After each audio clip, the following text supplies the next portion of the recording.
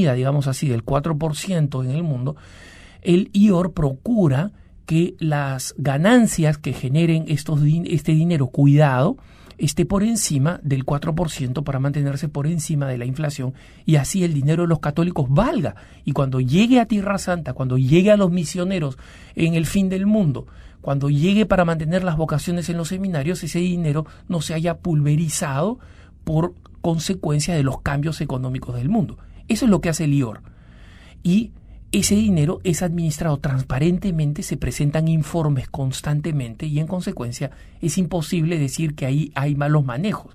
Hay malos manejos muy probablemente en el banco donde este profesor que cree hablar con superioridad moral respecto de la Iglesia Católica tiene su dinero.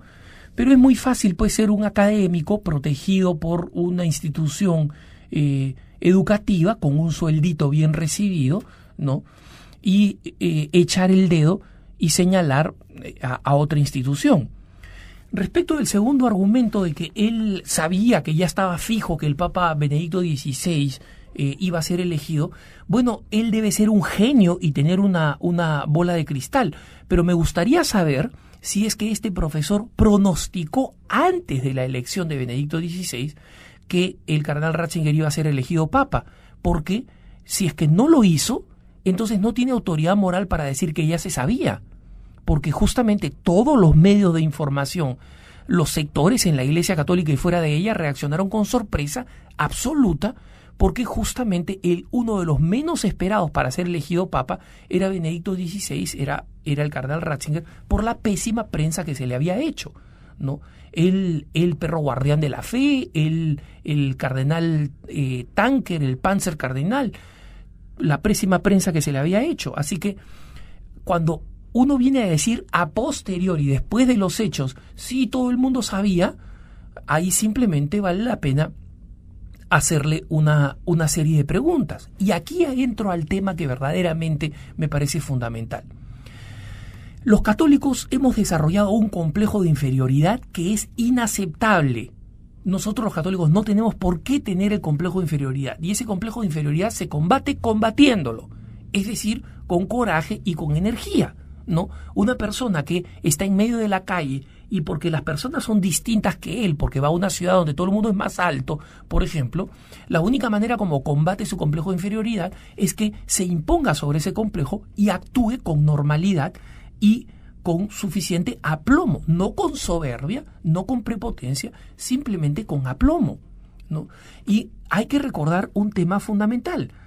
Los enemigos de la Iglesia Católica se han acostumbrado al complejo de inferioridad de los católicos y en consecuencia basta una afirmación tan ridícula, tan inconsistente, tan impropia de un profesor universitario de decir sí hay un banco de Dios donde pasan cosas no muy santas, para que el católico se sienta no solamente avergonzado, sino que sienta que él es el que tiene que ir e investigar para venir a argumentar, cuando no es así.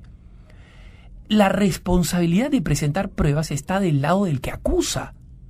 Si este profesor tiene algo que decir sobre la moralidad del banco, que él lo justifique. Si el profesor de pasada dice sí hay un banco de Dios, miren, basta que alguien diga eso y por puro sentido común, el católico no tiene que saber nada, no tiene por qué saberlo. Basta con que le diga, disculpe profesor, ¿es un banco de Dios fundado por Dios? ¿O el Vaticano lo ha creado y se llama Banco de Dios? Lo más probable es que el profesor no sepa absolutamente nada, no sabe si se llama, si no se llama. ¿Por qué? Porque lo ha leído en un titular de pasada, donde un periodista ha utilizado el término Banco de Dios para referirse al Banco del Vaticano, que además, como digo, no es un banco, es una institución financiera, ¿no? Entonces, basta con que él diga eso y pasan cosas no muy santas para decirle, disculpe, ¿se refiere usted al Banco del Vaticano? Así, ¿dónde funciona? ¿Cómo funciona? No va a saber. ¿Y dónde tiene sus sucursales? No va a saber. ¿Y por qué hay cosas no muy santas? ¿Qué sabe usted? Bueno, que han habido malversaciones. ¿Así? ¿De dónde lo sabe? Ah, porque he leído algunos artículos. ¿Ah, sí? ¿Y le consta? No, ¿está seguro que no es prensa hostil al Vaticano la que le escribe? basta con algunas preguntas para que la persona tenga que presentar pruebas. El católico no tiene que conocer todos los detalles de las cosas que hablan los enemigos de la iglesia. No tiene por qué salir corriendo, voy a averiguar sobre el IOR para venir con una respuesta. ¿Por qué? Porque la próxima vez tú te has preparado sobre el IOR. La próxima vez el profesor ya no va a hablar del IOR, va a hablar de otra cosa. Sí, que todos los misioneros son unos ladrones, ¿no? ¿Y cuál va a ser tu reacción? ¿Vas a salir corriendo otra vez a investigar si los misioneros son ladrones?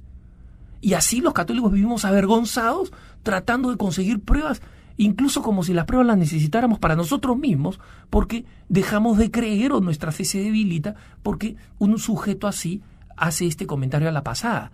Los católicos, número 1, no debemos tener complejo de inferioridad de ser católicos. Y número 2, tenemos que recordar constantemente y tener el coraje contra ese complejo de inferioridad, superando ese complejo de inferioridad. Tenemos que exigir la prueba del que habla. Cualquiera que habla así de pasada, que presente pruebas, ¿no? Si no presenta pruebas, entonces no puede argumentar. Así de sencillo. Los católicos tenemos que acostumbrarnos a superar ese complejo de inferioridad. Que tengas un buen día.